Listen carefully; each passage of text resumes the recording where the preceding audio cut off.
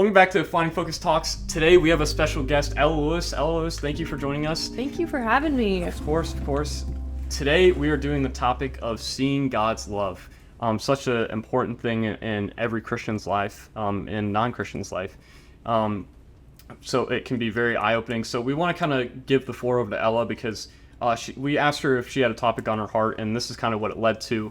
And we don't think that was a coincidence.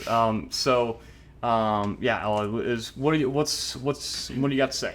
So kind of like how you said, it's something that believers but also non-believers can connect to. And I feel like it's this fine line that's between that next step for people to like take their faith, to find their faith even. And I want to start with a little like definition almost. I want you guys to like think about what is love to you. And I know that's a broad question. I know that there's literature and media and all that could answer like a million questions to that. But truly to you personally, what is love? You want me to start? Yeah. Love in general or love, God's love? Whatever comes first to mind. So, okay, God's love to me is just like the simple things he puts into your life and that you can see that may help you to get where you need to be going. Or like, I see God's love in smiles. So when people smile, I see God's love in that. That's a simple thing. Going off that, when I think of love, I just think of just acceptance. Like going off that, like knowing that no matter how wrong I can do, like something I can do wrong, just knowing that he'll still love me or like I'll still feel accepted. I see God's love through people. I think people impact you in so many positive ways, and that's just a reflection of God's love. Yeah, I think the first thing that comes to mind, like our parents, kind of that unconditional love, even in the times that it may not feel like love, like go clean your room, like it doesn't really feel like love, but it is for the better of us. And I also see it in the way of there's two versions of love, one that is long-lasting, one that is eternal, and there's one that's that temporary love that leaves you longing for more. I would view that as like, especially for us, like in high school or whatever, like maybe like a toxic relationship with someone that is like a temporary love that maybe it's definitely, it's not healthy for you, but does fulfill you in the moment. But then you're kind of like, but then you go to church and you have a community like this feels like everlasting love. So that's the perspective I take on it. What about you? What about me? Yeah. For me, you guys hit a lot of the points, whether it's the little things, it's the people, it's acceptance, even both sides of it. There is a duality almost to it. But for me personally, I think the best way that I put it is in spite of and despite of. So it's loving somebody in spite of. It's still choosing that person in spite of whatever little flaws they may have, in spite of things that they've done, all the things. For me, it's that choice. And that's the way I've always kind of viewed love. It's that active decision to keep pursuing in spite of and despite of.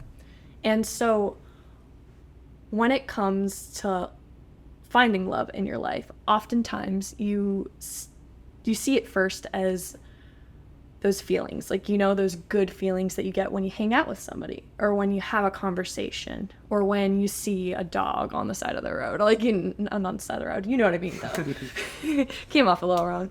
But for me, it's always seeing it in every aspect, and it's the active choice to see it.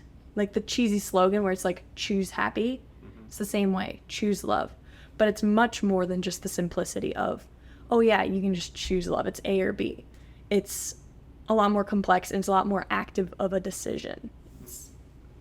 Yeah, I really love that. And I think the thing that hit me, like the word, like you're talking, and the word that really stuck out to me was choice. Like when we talked about last week, like why to believe in God, it's a choice at the end of the day. And one of the choices that will lead people to God is that choice of like to love or not. You know what I mean? Mm-hmm. And I think we're presented that, like you said, like when you really deeply think about it, like Jesus died on the cross for us. He loves us. He showed us the highest form that love can possibly go. And if we still don't always choose it, so it shows that's hard. It's not always easy. And I would want to maybe present the question. I have my own answer in my head, but why is that hard? Why is it hard to accept love sometimes? That why do you turn away from that? I maybe not accept, but why do you turn your eyes off that love sometimes? That's funny because like that's something that I've struggled with a lot in the past is like accepting love, whether it's with my friends or just it's this idea that like I don't deserve it sometimes. And it's not because I've inherently done anything wrong. It's just this selfless nature of love. It's like, how am I deserving of that you can give this so freely? And it's that like hesitation, that struggle that I'm not enough. And that's something, at least for me, that's the way I view it, is why people turn away from it. It's this kind of like, I don't deserve it. You guys have anything? Well, I kind of think it's like, I shouldn't be speaking in other people's words, but I feel like some people think that, you know, God is like, you know, he's the highest person that we've like not come in contact with, but the highest person that we know of. So he's power over all of us. And I think maybe some people have, they think love from his is like too fathomable. Like they can't like understand what love from him would be like, because it's not the same I mean, it can be, but it wouldn't be the same as I love you and you love me. Like, it's not like that. It's a more deeper love. So like, I feel like that's where some people, you know, question it Yeah. a little bit. I would also say, going off that, it's like you said, a different form of love. It's a spirit love. Yeah. You know what I mean? Like I can't individually see you. Like, even as weird as it sounds, like when you receive like a letter from someone and you don't see them directly, but you read their work and then it impacts you the same way when we read the Bible, it just like crushes you. Like, it's like kind of a spirit, like their spirit is impacting you. That's the way I think of it. And I think for me personally, why it's hard sometimes when I take my eyes off of that true highest form of love of Jesus, is because, like in Paul writes this in the Bible, it's the flesh. Like Paul writes, it'd be better for me to die than to live because my flesh is just terrible. He's like, but because it's God's will, I will fight through this. I will continue to do his mission while I'm here, right? I'll make the best of it. But I'm not going to act like I love my flesh. Like, my flesh causes me to sin. And so he talks about how great of a day it'll be when he departs from his flesh. And I, like, every time I read that or hear about that, it hits me so deeply because I feel the same way. It's like, if I wasn't in this environment, like when we are at like adoration or at Kairos or some high form where everyone's focused on God, it literally feels like heaven. It feels like what I imagine. Like, I just don't want to leave the whole time. And it's like a glimpse. And for me, it's easy then, but when you kind of return to the world, it gets skewed, you know. But I don't know if I would. It's like a cloudiness. And that's part of the struggles of seeing God in your life, is a lot of times it's masked by a lot of the struggles and impurities of the world, but it's still within there. The way I kind of think about it is like fog over a lake, but there's still that lighthouse slowly shining through, and the closer you get to it, the more you can see. Yeah. And so a part of love is that active pursuit. Because if you think about God, when he loves you, he's not just like standing around waiting for you to come to him. He's actively pursuing you in every step you take, whether that's towards him or away from him. Because if you notice, whenever you turn back to him, he's always right there. He's always right there on your tail. And so part of it is being able to like look through the fog. And like you said, like kind of dig deep into the world, like it's his will. So you kind of fight through and you find it either way. Another thing is too, you see love a lot of times through relationships, and that's what you have to do with God. You have to build that relationship with him to almost, I mean, he always loves you, but the more you'll talk to him and the more you build that relationship, the more you'll feel that love. Yeah, like I 100% agree with Braden, because what, you know, every relationship in your life takes time, because if you don't put in that time, then you don't have a great relationship. You know, for example, if I was, you know, if I had a significant other, if I had a wife, if I only saw them once a year when I would go to mass at like Christmas or whatever, you know what I mean? Like, it's going to be a little hard to see that love. Not saying that love isn't there, but it's going to be, you're not going to see it that much as you would when you're pursuing it every single day. I think going back to the point of, so the topic is seeing God's love. And there's multiple different directions we can take this in, but when we go off of it biblically, I think the greatest example of love that we are given is Jesus, right? And I think it's a misconception that love is. I heard it last week when I went to church. The pastor talked about our words can either create death or life. They can lead to death, or they can lead to death, or they can lead to life. But one key thing that he said that really hit me was, but sometimes the words that you say that lead to life are not always going to be accepted in that moment, are not always going to be easy. And he goes, look at Jesus. Not everything he said was fantastic in that moment. Like that like offended people. They put him to death for it. You know what I mean? But we look back on it now and like that was perfect. Like that was the highest form of love. And so I think it's recognizing the different, like I talked about earlier, the different forms of love. Like it's a elaborate thing when you start to think about it. John 15 verse 9. Do you want to read it? I can. As the Father has loved me, so have I loved you. Now remain in my love. If you keep my commands, you will remain in my love, just as I have kept my Father's commands and remain in his love. I have told you this so that my joy may be in you, and that your joy may be complete. My command is this: love each other as I have loved you. Greater love has no one than this, to lay down one's life for one's friends. You are my friends if you do what I command. I will no longer call you servants, because a servant does not know his master's business. Instead, I have called you friends. For everything that I have learned from my Father, I have made known to you. Can I continue? Yeah. It says, you did not choose me, but I choose you and appointed you so that you might go and bear fruit that will last, and so that whatever you ask in my name, the Father will give to you. This is my command: love each other. My dad sent me that little, because I told you 9 to 15. My dad just texted me and he said read 16 and 17, and those three last words mean a lot actually. Love each other. Yeah. That's funny, cause how'd you find that? Cause that's like the Bible verse for today. My dad's a pastor, so today in his sermon, that was the gospel Okay. before he gave his talk. Okay, I was gonna say because that's the one that I saw at Mass Oh. today. I was like, whoa, but that makes a little bit more sense. Yeah, I think I love the fact that it throws into that fact, like the part of love everyone as I've loved you, because like you said, he is the greatest sign of God's love. He is the greatest act of like us seeing God's love. This is exactly how it should be. He lays it out word for word. And he says, love each other, right? And so I think a big part of it is being able to, like, let's say you want to surround yourself with good habits. What do?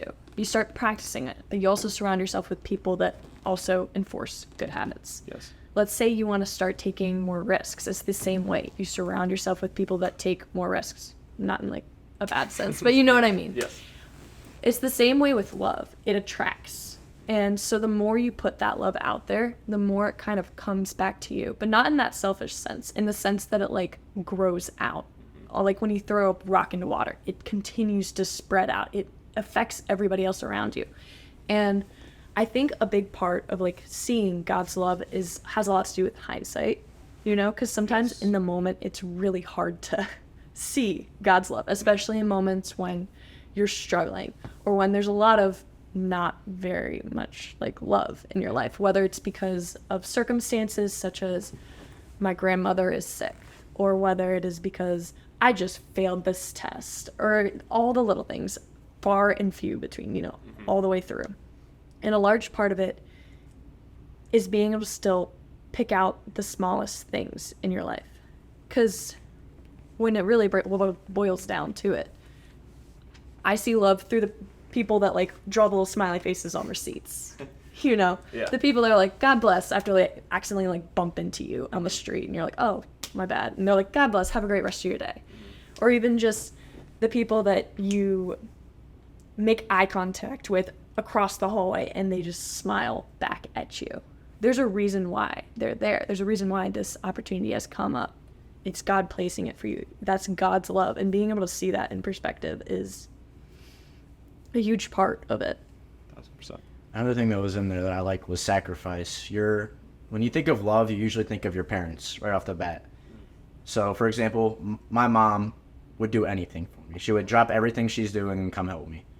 She would, in hindsight, probably give her life for me if it really came down to it. And that's what God did for us. He sent his only son to come down and to sacrifice himself for us. And that sacrifice is so powerful. And the verse we read, that's the highest form of love. That's the degree of love we're supposed to be called to. Yeah, it says greater love has no one less than this, to lay down one's life for one's friend. And that's really great because I think we can all agree, like, for most of us, our parents, we feel and know that if it came down to it, that our parents would. And that's just a great, like, it's crazy to think about. Like, and that's why when I think about it, like, if I didn't believe in God, like, I would know that fact. Like, even if I didn't believe in God, I know my parents would still do that. Why would they be willing to do that? What motive other than, like, what does love mean without that? You know what I mean? Because God sets the precedent. He sets the rule book. He sets the foundation, right? And so it's really powerful thinking that way. And I had something while you were talking, a memory kind of flashed back to the last time that we did the podcast.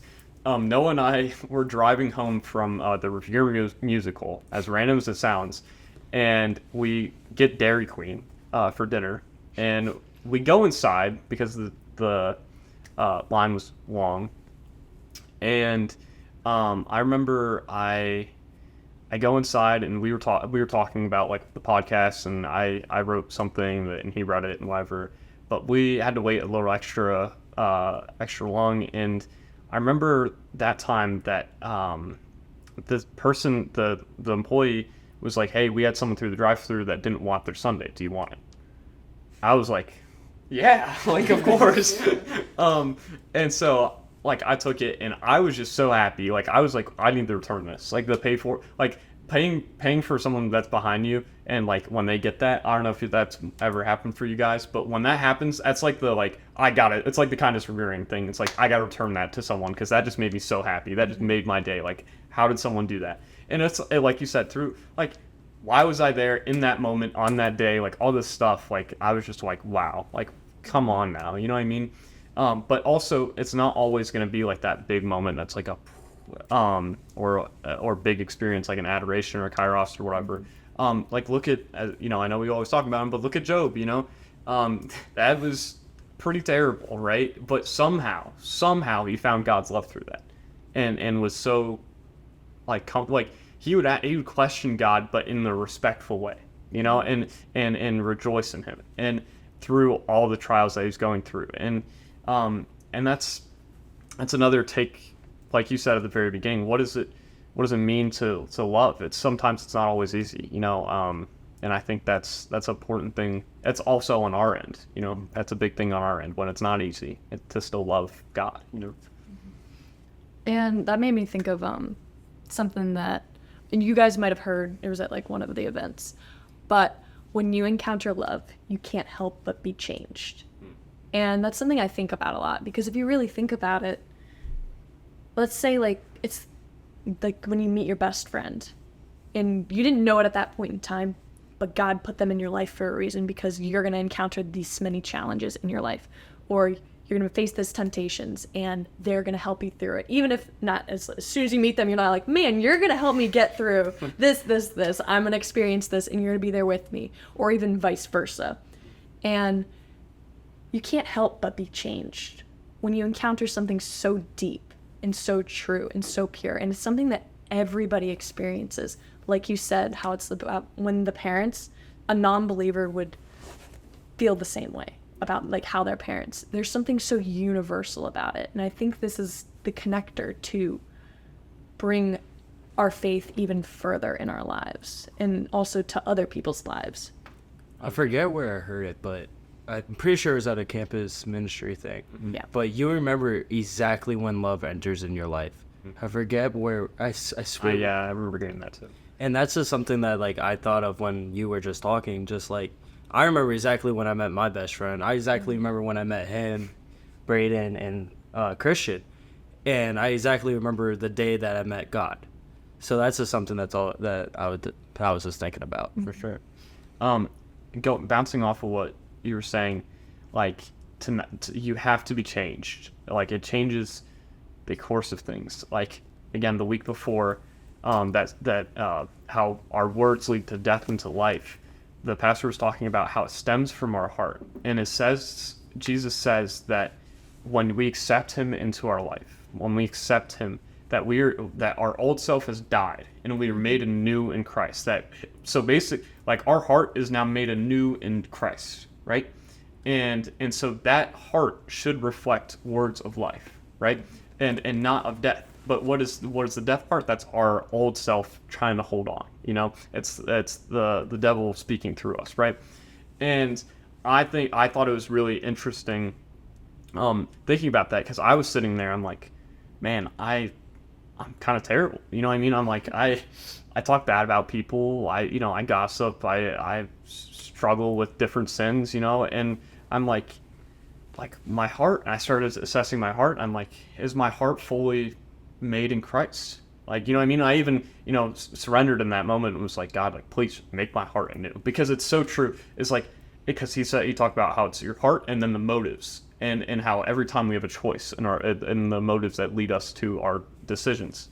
And I think it's like we talk about even love. What is the symbol for love? It's the heart, right? Like that's where it stems from.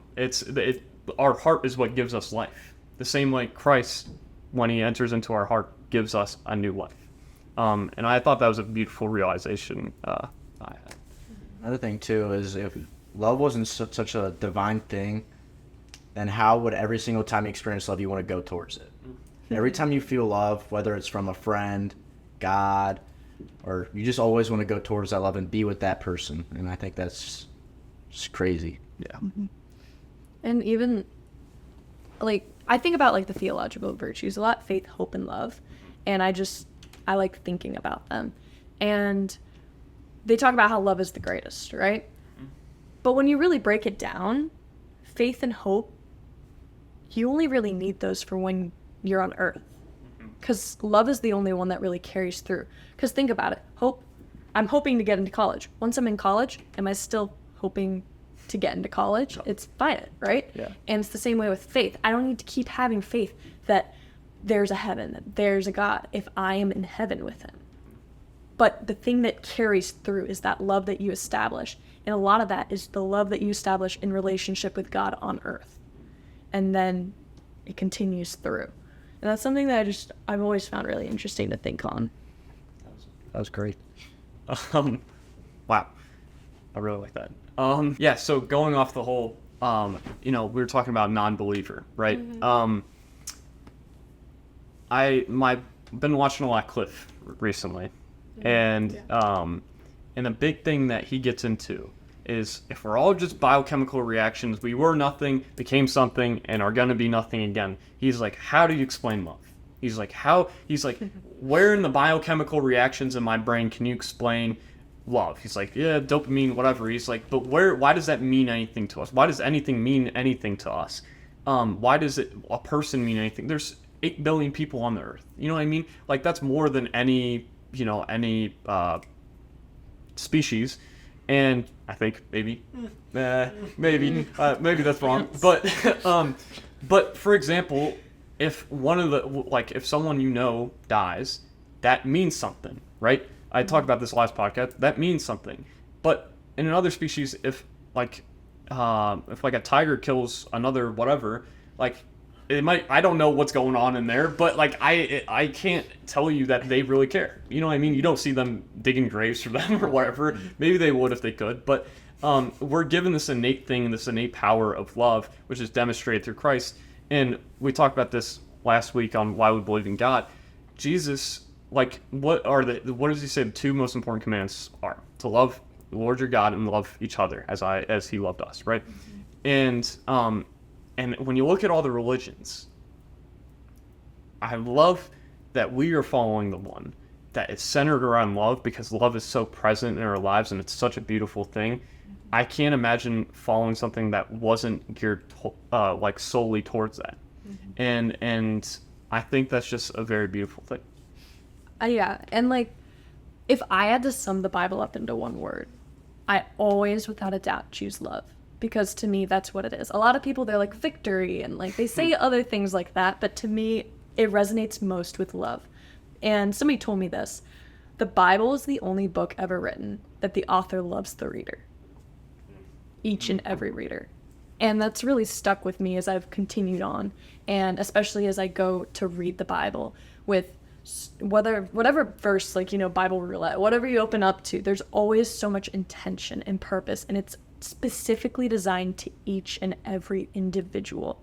It's not just addressed to me. It's not just addressed to you. It's addressed to everybody, but in their own personal and their own, I mean, God laid it out for us. Going back to what Brain said about, like, we know that our parents would, you know, lay down their lives if it came down to it, and which is how beautiful the thing. Think about it. I just, you know, Holy Spirit put this on my heart, I feel. Think about the martyrs of our faith. They laid down their life for the love of God. Like, wow, like they followed what this says, you know what I mean, for each other, for the spread of Christianity, for the good of God. They laid down their life in the spite of, like, hey, if you just say you don't believe this, you're gonna, we'll let you go. If you just stop talking about this, we'll let you go. No, I'm not gonna stop talking. Like, do you know how insane you have to be able to just do that? Like, that's just crazy. It has to be like the same way with our parents, you know what I mean? Like, when you really look at it, how powerful is that love? And will those people do that if they really didn't believe in it, if they thought it was just a fairy tale, you know? And that's why I always like looking back at like the super early church and all the early persecuted Christians, or any persecuted Christians now. It's just looking and seeing like their choice matters way more than our choice. Their choices can be life or death. Our choice in a country like this is not, you know. Our trial is judgment, maybe, you know what I mean? Actually, we get pat on the back quite a lot, you know, for our faith. So I just think it's a beautiful thing to look at the perspective of love gives us purpose and meaning, you know, the same way we were given through Christ himself. All right, Psalm 139, verse 7 and 8. I really love this verse. It says, "Where can I go from your spirit? Where can I flee from your presence? If I go up to the heavens, you are there. If I make my bed in the depths, you are there." Like, what a great verse that encompasses God fully, because, like we said, God is spirit, right? And spirit cannot be put in a box by any means, right? We can't even understand what that fully means. But I think we've agreed through this conversation that spirit is something that is real. And when you look at that verse, it encompasses that perfectly, because we can agree that sometimes when you're having a really great day, when you're making your bed in the morning, you're like, man, like, it's just everything feels right. Like, and you can find that love if you look for it. Like David said, I imagine how joyous you'd have to be. Like, where can I get away from, like, saying in a good way, where can I get away from you, Lord? There's nowhere that I go and you're not there. Like, that's such a beautiful thing. Yeah, like how it's almost fluid, like that description of it. Because as you were like flipping through, I'm like, I have an idea of what I want to talk about. I'm gonna see, but it's really funny because the way like I view love is that it's almost like how when you turn on a light and it fills the room instantly, and it fills every corner and cranny, and it's the same way with love. I'm like sitting in this room, and you know those moments where it's adoration, or you're having a great conversation with a friend, or there's so much love around you. It feels like it's bursting at the seams. It's at every single corner of the room around you. And the way I view God in that like term is our worldly love is like how when this room fills with love. But when we walk outside and it just spreads to the sky, that's God's love to me. And it just keeps going. And it's this ever-filling, ever-present, like surrounding me, almost like oxygen. Yeah. Oxygen gives us life, you know, same way love gives us life. But, and I think very often we try and put God's love in a box. Like, we try and I think you said it the other night, actually, like we always try and put God in a box in our own understanding, when that's just so ridiculous. He's so, like, again, he's not from this world. He's not by any of the dimensions or anything that we know of, right? So how can we apply the rules of this world and everything that we know of this world to him? Because he's not.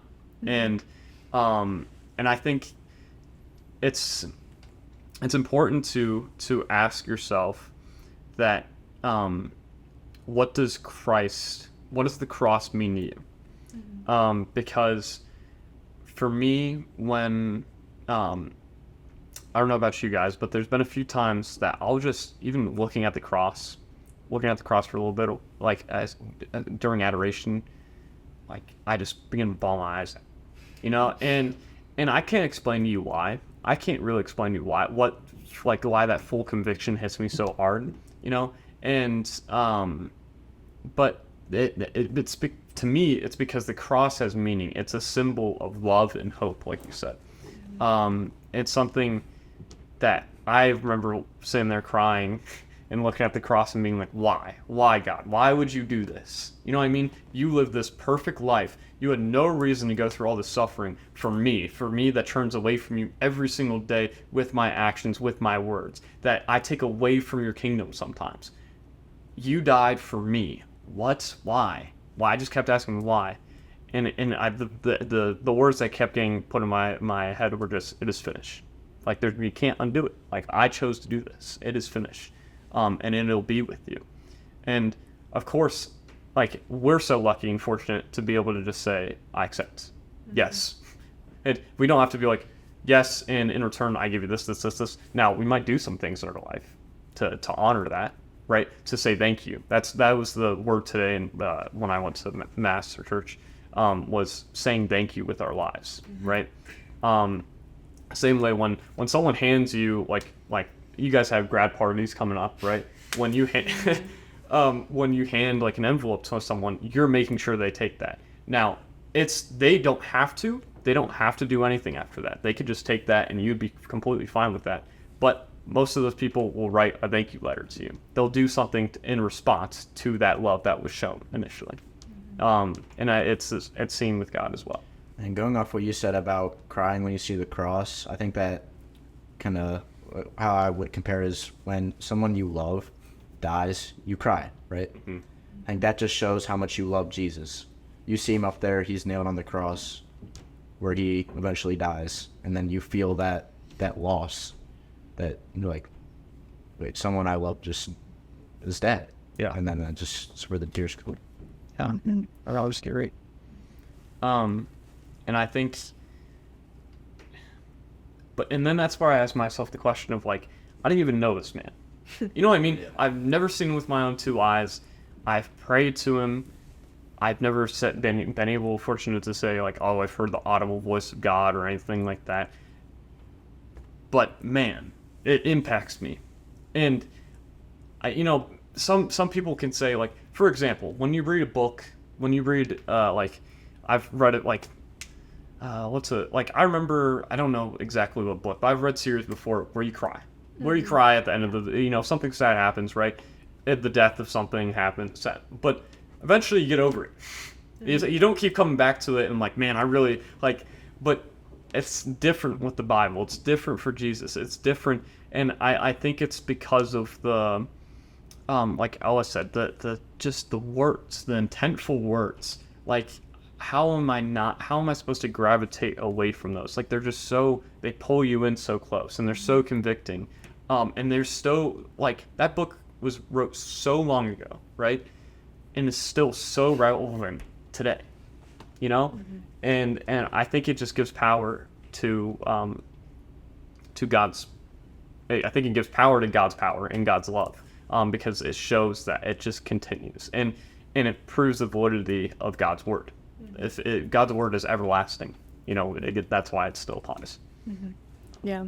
And like, kind of going off of that, even just as I was driving over here today, I was thinking about, wow, like, what are the odds that like the Bible verse was about love? And then I was sitting there, it's like, it's not even like it just appeared. It's been written in that little like missalette for however long it's been published, and they had to choose that way before then. And I just kept thinking, like, God's placed it all out, like, so far in advance compared to me. Like, I'm incapable of thinking that far ahead. Even if I wanted to, like, plan my life down, I'm too human for that.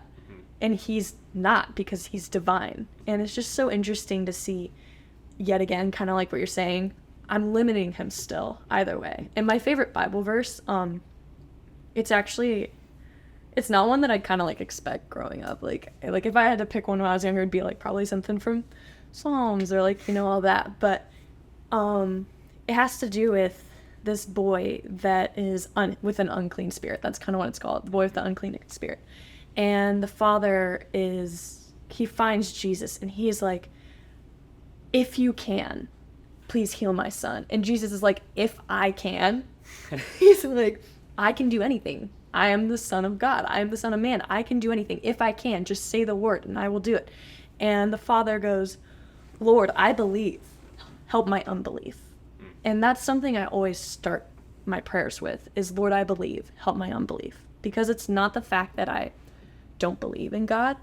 It's my lack of trust in his plan for me. And I feel like that also has to do with love. There's this lack of trust sometimes, and that's where it can start to become a different type of love, a different, like, less controlled, less nurturing, less kind, less parental almost kind of love that God sets out for us. It's when we lack that trust for such things and what its intention is. I want to go back to where you said how you thought, like, when you think of the Bible, you think of love. Mm-hmm. That's pretty cool because God's love is so simple. I saw a Cliff video, and the video was a guy telling him about how do we know if the Bible is true in English? Like, it was written in, what was it written in? Hebrew or something. It started out as a different language than what we know. How do we know that it was translated the right way? Like, how do we know all those words are true? But we know they are because God's love is so simple that he made it so that it's in every language in the world. Mm-hmm. Yeah. Another thing too is you're talking about how the thing at church today, how it was about love. So on Wednesday we had adoration. I felt like what I was reaching in and was gathering in was love. And then on Thursday we went to mass in the morning, and I thought the gospel reading, everything, I thought that was kind of about love too. So I prayed on. I told Nick, I'm like, I think love should be our topic. And then we were waiting for your response on what the topic should be, and I heard seeing God's love. I'm like, I think that is a coincidence. But just that love shown through, even just through prayer and faith, is amazing. I want to ask a question. We can round robin or just bounce off or whatever. But has there been a time in each of our lives that we have prayed something and it has been answered? The same way that when you ask your parent to, hey, can I have something to eat, and they give it to you. Or if they, like, sometimes they might have to come home from work, or there's some other things that need to get done, and then it's given to you. Or like, hey, I want something for my birthday, and then you end up getting it on your birthday a few months later. But has there been something in your life that you have prayed for and eventually it was given to you? Want to go first? Yeah, definitely.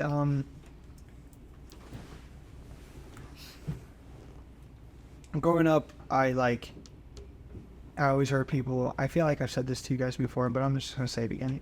I've never experienced a miracle, but people around me have always been talking about, like, miracles, how they've seen them.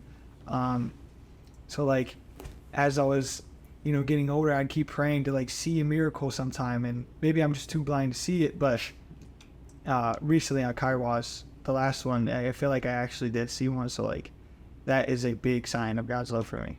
Just receiving what I asked for. It's just so much. Can I interject something? My favorite thing that, like, because I think a lot of people struggle with that. Very similar, everyone else has, like, why haven't I? You know what I mean? Yeah. And my favorite thing that Dave Ladding told me about this was he said, the same thing happened to him where he was in the woods and was talking about, Lord, I don't need a sign anymore. Like, you could not give me a sign or answer any of my prayers until the day I die, and I'd still believe in you. I'd still spread your word. I'd still live my life out for you. And that same day, that literally 10 minutes later, Hawk comes down, lands on his arm, and looks at him, stays there for 10 minutes. Like, come on. And he said when that landed, the Hawk just stared at him, and the message in his head, and the message that was put in his conscious was, because you don't need to see to believe anymore, I reward you.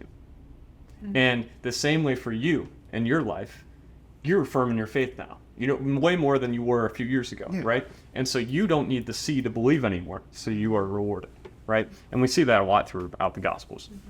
Mine, I talked about it a lot, was last summer, where I prayed that, because I was going through like a lot of like toxic friendships and a lot of things, and I just prayed that like I would have someone come in my life that would lead me towards something. And then Nick came in my life. We talked for 4 hours. Yeah. And we just talked about faith, and it just led me into something that I didn't expect at all. Mine's kind of similar. I didn't really have any close friends growing up, or in high school I started to get a little bit more, but I just prayed that I would have some close friends I'd be able to talk to whenever I needed some assistance with anything or help with anything, just someone I could have like right by my side. And then it was answered. Yeah, I would definitely say so in a lot of aspects of my life. A lot of them were prayers that I asked when I was younger for like what I wanted to come into my life, what I wanted to surround myself with, whether it was people or community and all that. Just like, God, please just give me a good group of friends. Like as simple Yes. as that. Yes. But also, I will say, on my faith journey at the point when I like completely turned away from God, there was one night where I was able to like actually say it aloud that like, this is where I'm at in my faith. I've lost you. I know you're still here. Like, I'm coming back to you.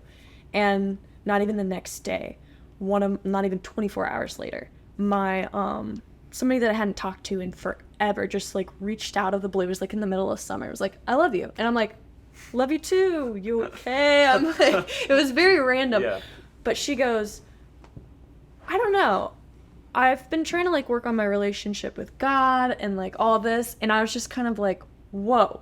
And I feel like a lot of times when I find my way back to God, and especially in those moments where I'd been experiencing doubt or I started pulling away, not even like 24 hours, something happens. And it always happens, like without a doubt to me. And I have to make sure I see it. Because sometimes, like you said, you're like, maybe it's happening in front of me and I just like have no clue and I'm just missing it by a mile. It's like right behind me and I'm like, oh my gosh, where's God? And he's like sneaking up behind me. But almost without a doubt, like it gets answered. And it's just so weird the way he works in that aspect of it. Yeah. I think if you like this part of it, I think you should go watch the coincidence episode. That was basically like the whole episode of us talking about different moments. But I'm gonna try and speak about something that I haven't spoken about before. My freshman year, and again, this prayer took years to answer. My freshman year, I had some friends that, and a lot of, if you knew me freshman year, I was always there to help. I was always available to text. If you called me at 4 a.m., I'd pick up, maybe a little grumpy, but I'd pick up and be there, which did happen. and my desire, and I always told my friends this, I'm like, God will use us. The struggles that we are going through right now, the conversations that we are having right now, God will use us eventually. I have full faith that he will use me in some way to help others. I would tell people that. I had no clue what I was saying. I just felt it in my heart, right? Mm-hmm. And we have been so blessed through the podcast and through different experiences at school and whatever. I feel like that has been answered, like in a way that, did I ever expect that we would start a podcast and everything would happen from there, and that, we'd have, people that are freshmen in high school to, 30, 40, 50 years old texting or DMing us on Instagram and being able to sit with them and pray with them. Like, did I ever expect that? No. But the other night I realized, I'm like, wow, this is crazy. And I prayed about this and I knew about this my freshman year of high school and had no clue in what form this would come. And that kind of takes it, because you talked about more of the immediate. Some of those prayers take a long time to develop because there's things that have to happen for you to be ready for that moment. because if I was put in that, if we started the podcast, I think we can all agree, if we started the podcast freshman year and when you guys were sophomores, it wouldn't be good. It would, we would have no understanding. We weren't firm in our faith. We weren't where we were supposed to be. And obviously, like, God knows that, you know what I mean? He knew the full timeline of how things should go. And I think that's just such a beautiful thing to recognize in our lives, is the detail, in the good and the bad. Like, we know, everyone knows in this room, and like, my favorite topic is rejoice in suffering, because we know that in that suffering we can learn something more valuable than just the great. You know what I mean? Because this conversation is great. We're learning a lot from this conversation. But man, I probably learned my most in when I was sitting in my room bawling my eyes out. You know what I mean? Yeah. About some issue or whatever, and praying to God. And I think there's such a wide spectrum of answers to prayers, which shows the vastness of God. And kind of like bouncing off of that, when you're talking about rejoicing and suffering and all that, I really hate the phrase iron sharpens iron. Because, like, when you say that, in my head, it's kind of like good gets better, gets even great, like all that, like it just goes up. But, like, when you're talking about those experiences you've gone through during high school and stuff, it wasn't pretty. The way I think about it is kind of like a blister. And I don't know if you've ever gotten one, but it's like dirty, it's like grit, it's like hard, and then it gets painful and raw, but you still got to keep working at it, and then it becomes a callus, which is something that's hard and like tougher, but it has left, I know, it has like left a mark, and it's not pretty. It's like this, it takes a lot of abrasion, it takes a lot, but then it ends up over time being stronger than it was before. And that's the way I like viewing those challenges. It's like a blister, it's gonna hurt, it's not pretty, but it's gonna make you better. And it's not linear either, because there's times when it's worse than it was before, but it will get you to where you need to be. And I feel like those challenges that you face is the exact same way. Or even when you're with other people, it's not, your relationship isn't going to be linear. It's not going to be great, even better, even like that's not how it works. Well, I agree. And I want to ask you too, because it's very unique opportunity and not coincidence and timing. So just had technically final full day of high school, and college is coming up. All this stuff is coming up. What does that look like when you're looking down the barrel at that in your prayer life, and with God, and putting your trust in God, and seeing, and now you've seen what He's done in high school, right? But now you don't know what is coming in college. What does that look like in your faith? Okay. So I'm actually blessed to be going to a Catholic Marianist university, the University of Dayton. Go Flyers. But I'm already like enrolled in a program, like multiple programs that are faith-based and all that. And I'm already like, not a leader, but I'm a part of like the core group for some of that. I think for my prayer life and stuff, I've just been like asking God, like, you're going to place opportunities in front of me. And it's kind of going back to like seeing God's love. Help me see these opportunities when they come and be able to take them. And it's just kind of like a prayer like that. I'm not asking for anything too specific, because like his path is so much better than whatever I might be able to imagine. But a big part is just asking for that sight to see where he wants me to go and follow this invisible string, quote unquote, to like follow his path, his will, and be able to see that with clarity and not get distracted by other things in my life. Yeah, for me, there's plenty of opportunities for me to, continue my faith journey, which I definitely will be a part of. But my prayers right now are just for my path to college. If I ever do get off the path that He has for me, I just pray that He gets me back on it, no matter what. Mm-hmm. No matter how hard it is, like just like that blister. No matter how much pain I have to go through, I want to be back on that path, because I know it's going to be good for me. I know it's going to be a stronger connection with that. Mm-hmm. Yeah, I have another unique question. I don't know if we'll use this or not, but Okay. So if you could tell yourself a few years ago, about God's love, how would you describe it? What would you say to that younger self, the more immature in your faith self, about God's love to help maybe bring comfort or understanding? Life changing.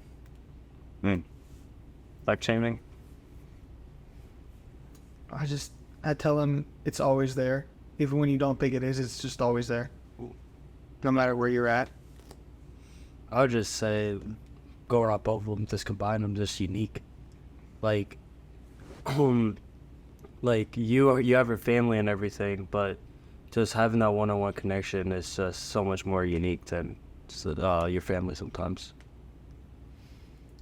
I think it would be more of like an encouraging, like, keep going, it'll be worth it. And that you're gonna receive so much more happiness than you ever thought you'd ever deserve or you'd ever any of that. Just let myself know, like, it'll be okay. Yeah. I think for me, it would be saying to seek after that love. Like you said, it's always there. It's life changing. You know, it's all these great things. But you have to, like Noah said last week, you have to open that door to be able to see it. You know what I mean? He's not going to open it itself. I think it's very valuable learning from others, and that's why I loved what you guys said, because it's eye-opening, you know. And I think that's something that hopefully through this conversation that we've begun to understand, and that others have understood, that it doesn't, first off, it's not, there's no textbook definition. There's a wide variety of answers and ways to talk about love and view the love. But it is always there. And it is it's a positive thing. It is something to seek after, as we all know. And I think it's a beautiful, beautiful thing. Does anyone have any final points? At Christian Kessler. Not really. I looked up just right now a verse for God's love is always there, because I kind of struggle with that sometimes, just knowing that it's always there, but I keep telling myself that it is always there. I like this one. A friend loves at all times, and a brother is born for a time of adversity. So, like, I when I tell my boys I love them, I always love them. Like, I don't think there'll be a time, there hasn't been a time, and I don't think there will be a time where I'm not going to love them ever again. And that can go on with anything, relationships, my parents, like, even God, like, that can go on with God too. I think the biggest thing is just appreciate those little things, kind of like what you were talking about, like at the way back at the beginning, the first question, where it's like, it's the little things, it's the people.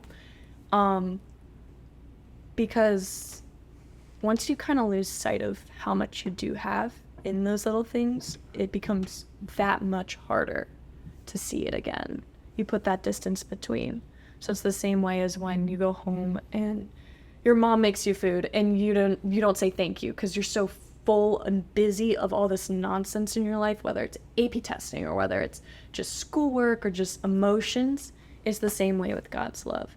It's right there in front of you in all the little things, whether it's your younger sibling smiling at you, be like, hey, let's play a game. And you're like, no. It's all these opportunities right in front of you. And I think the big thing is just appreciating those little things. Even saying, like, I love you. Like, my sister does this thing to me where every night she'll say I love you, because she knows I don't like saying I love you back, because I'm not the big I love you guy to, like, family, which I should be, but I'm more of a big I love you guy to my friends. But even when she does say that to me and I'll say it back, just like, she'll be like, I love you, Christian, good night. And I'll be like, I love you, Emma. And it'll be like, yeah, I feel so much better after saying I love you, because I actually do, but I'm too blind to, like, yeah, you gotta care. I totally understand. No. I think my final point will be that, first off, be thankful for God's love and all that He's done in your life. Do not be ignorant. Do not be blinded by it. We will always be blinded to a certain extent, but let's, like Jacob Dene always says, take a step back and let's be thankful for it. And my final message to everyone, including myself, need to do a better job at it, is realizing, like, think through. Like, if you take a second to pause and think, if I show love in this moment and choose to show love instead of doing something that might not cause love, may actually cause the opposite, right? Instead of gossiping, saying something that is encouraging or building someone up. Think of the impact that can have. Maybe it will be immediate, maybe it won't be immediate, but just think about how much more of a positive thing that is. And I encourage everyone to just even think about that, because I think when we all think about that and think it through, right, and don't just get a cop in the moment, they said this about me, oh, like, whatever. And it's easier to make that decision and be like, okay, I'm going to choose love here because I will feel better about myself, first off, and it will make the situation way better. Love your enemies. Yeah. Love each other. Yeah. Any final things? Ella, you want to give us one big final clap? One big final clap. Yep.